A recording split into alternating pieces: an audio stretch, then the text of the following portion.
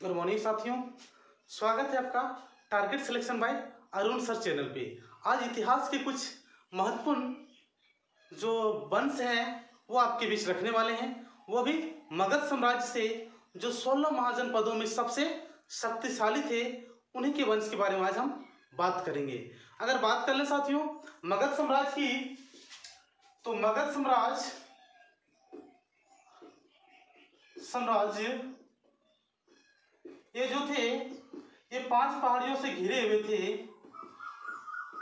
5 पहाड़ियों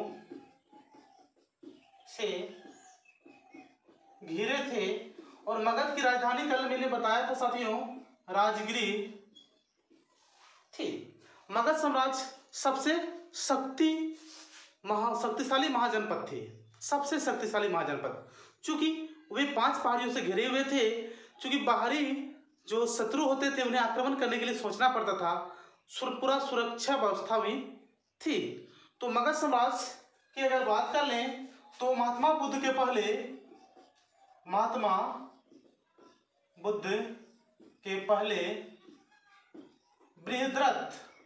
बृहद्रथ और एक नाम याद रखिएगा जरासंध, ये वहां के शासक हुआ करते थे। मतलब जरासंध की बात तो आप सुने ही है, वे वहां के शासक थे। सोचिए कितना शक्तिशाली होगा मगध साम्राज्य। और अब जानेंगे मगध साम्राज्य के प्रमुख वंश कौन कौन थे। तो सबसे पहले बात करेंगे हर्यक वंश की, जो बहुत ही इंपॉर्टेंट शासक जो नींव रखते हैं हर्यक वंश की, उसके बारे में जानेंगे। बिंबिसार के बारे में,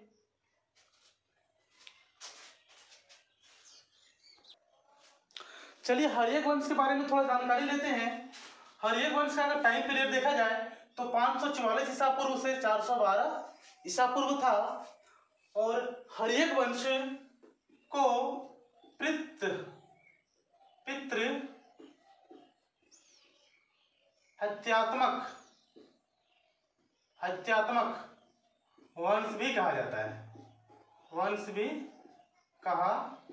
जाता है। देखिए पितृ हत्यात्मक कहने का तात्पर्य है हर्यक वंश के जो भी शासक बने वो अपने पिता की हत्या करके बने, इसीलिए इसे पितृ हत्यात्मक वंश भी कहते हैं। हर्यक वंश के अगर संस्थापक की बात करें तो बिंबिसार जो थे हर्यक वंश के पहला शासक थे, और इन्हें ही हर्यक वंश का संस्थापक कहा जाता है। चूंकि ये 15 वर्ष की उम्र में ही बागडोर संभाल लिए।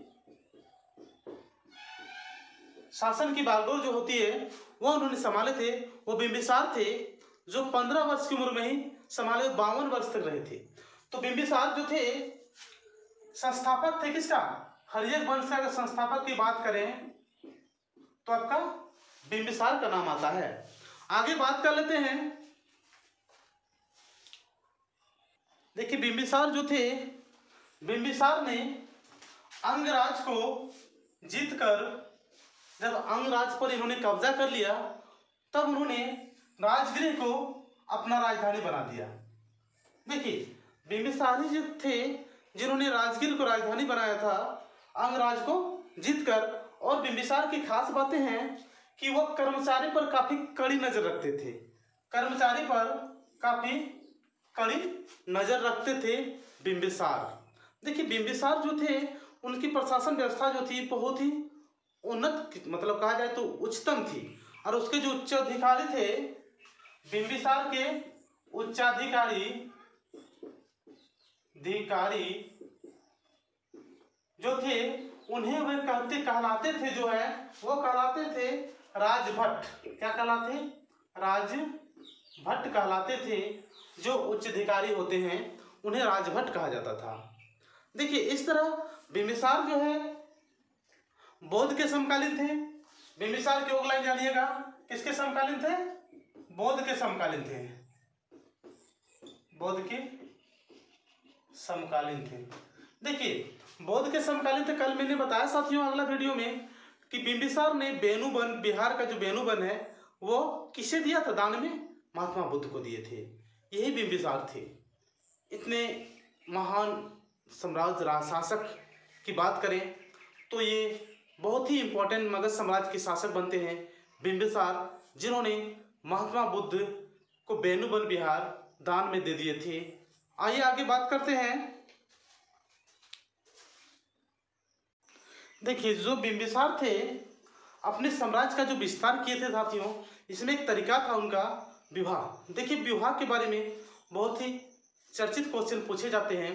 वे जो थे विवाह के माध्यम से अपने साम्राज्य का विस्तार किस तरह किए हैं वो जानिए। देखिए, होता क्या था कि बिंबिसार का शादी जो है सबसे पहले महाकोसला देवी, जो कौशल राज की पुत्री थी और प्रसन्नजित की बहन थी। प्रसन्नजित को याद कीजिए, वो भी बौद्ध के समकालीन थे। प्रसन्नजित की बहन से शादी हुआ और उन्हें कौशल राज पर अपना कब्जा कर लिया, पूरा दानवों से मिला। उसी तरह अगला शादी अगर हुआ तो उसे छेलना या छलना कहते हैं, जो चेतक की पुत्री थी। किसकी पुत्री थी? चेतक की पुत्री थी। और इसी से, इन्हीं से अजात शत्रु का जन्म हुआ था। देखिए, चूंकि बिंबिसार को अजात शत्रु ने ही मारा था, तो ये आपको ध्यान में रखनी है। उसकी माँ का जो नाम है वो चेलना या छलना कहते थे, चेतक पुत्री थी वो। इससे भी वो अपने साम्राज्य को बढ़ाया शादी विवाह के मतलब कहा जाए कि नीति के तहत, है ना। उसके बाद क्षेमा जो थी वो पंजाब के मध्य कुल की राजकुमारी थी क्षेमा। इनसे भी शादी करके वो अपने प्रांत को अपने में मिला लिया, यानी विवाह के माध्यम से वो अपने साम्राज्य को प्रसार कर रहे थे, है ना। तो इस तरह आपने देखा कि बिंबिसार जो थे वो विवाह के माध्यम से तीन विवाह किए। देखिए, तीनों विवाह करके उनके प्रांत को अपने प्रांत में मिलाते हैं, ये नीति थी उनकी और साम्राज्य को उन्होंने आगे बढ़ाया। देखिए, अब बिंबिसार जो थे, इनकी मृत्यु कैसे होती? देखिए, कुछ नहीं था, इनका पुत्र का नाम बताएं आपको, अजात शत्रु। अजात शत्रु ने क्या किया कि जल्दी राज पाने की इच्छा से उन्हें उसको वो मार डालता है। किसे? बिंबिसार को। जल्दी लालसा होती है कि हम जल्दी राजा बनेंगे, यही लालसा में अजात शत्रु ने अपने अपने पिता बिंबिसार को मौत के घाट उतार देते हैं, उसे मार देते हैं और खुद राजा बन जाते हैं।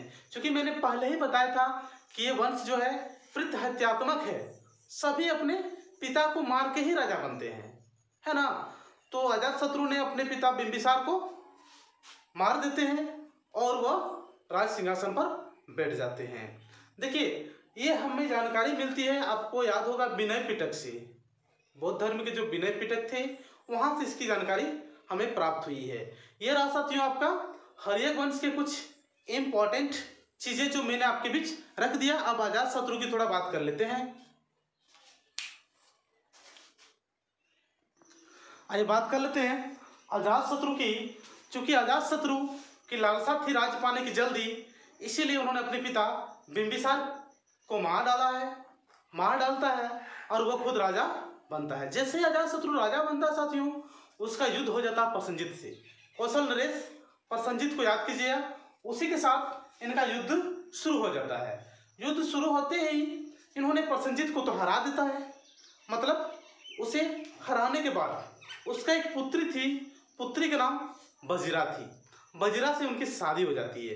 अच्छा, बजीरा से शादी हो जाती है तो प्रसन्नजित ऑटोमेटिक उससे वो मिल जाता है ना। इस तरह अजात शत्रु लिच्छुओं से भी युद्ध करते हैं और उसके एक फ्रेंड्स थे जो क्या नाम था, वत्सकार, उसके मदद से लिच्छुओं को भी वो जीत जाते हैं। इस तरह अजात शत्रु के बारे में इसका टाइम पीरियड देखते हैं। अजात शत्रु का जो टाइम पीरियड है वह 492 से 460 ईसा पूर्व है। देखिए, अजात शत्रु अपने पिता को मार डाले हैं, उसे मारने के बाद राजा बने हैं ना। तो सबसे पहले कौशल नरेश प्रसन्नजित से उसका युद्ध होता है। देखिए, प्रसन्नजित कौशल नरेश थे, कौशल के राजा थे, उनसे अजात शत्रु की युद्ध होती है। युद्ध में प्रसन्नजित हार जाता है। हारने के बाद उसकी जो बेटी होती है बजीरा, इनसे उसका शादी होता है। किनका? अजात शत्रु का। अजात शत्रु का एक उपनाम है, उसे ध्यान रखिएगा। अजात शत्रु का उपनाम, उसे हम लोग कुनिक कहा जाता है, इतिहास में कुनिक कहा जाता है। कुनिक, जैन मत में कुनिक, याद रखिएगा। कुनिक नाम से किस राजा को जाना जाता है? ना अजात शत्रु को जाना जाता है। आगे बात कर लें, इसी के समय अजात शत्रु के समय राजगृह के सप्तवर्णी गुफा में एक गुफा है राजगृह में, उसका नाम है सप्तवर्णी। वहाँ प्रथम बौद्ध संगति का आयोजन होता है। प्रथम बौद्ध संगति, ये बहुत बार परीक्षा में पूछे जाते हैं। किसके समय में हुआ था? अजात शत्रु के समय हुआ था। कहाँ हुआ था? राजगृह में हुआ था, है ना। देखिए प्रथम बौद्ध संगति का आयोजन हुआ कब हुआ था? 483 ईसा पूर्व में। 483 ईसा पूर्व में प्रथम बौद्ध संगति का आयोजन होता है राजगृह पे। किसके समय में? अजात शत्रु के समय में। उसके बाद होता है क्या, जिसकी अध्यक्षता क्या था? महाकश्यप।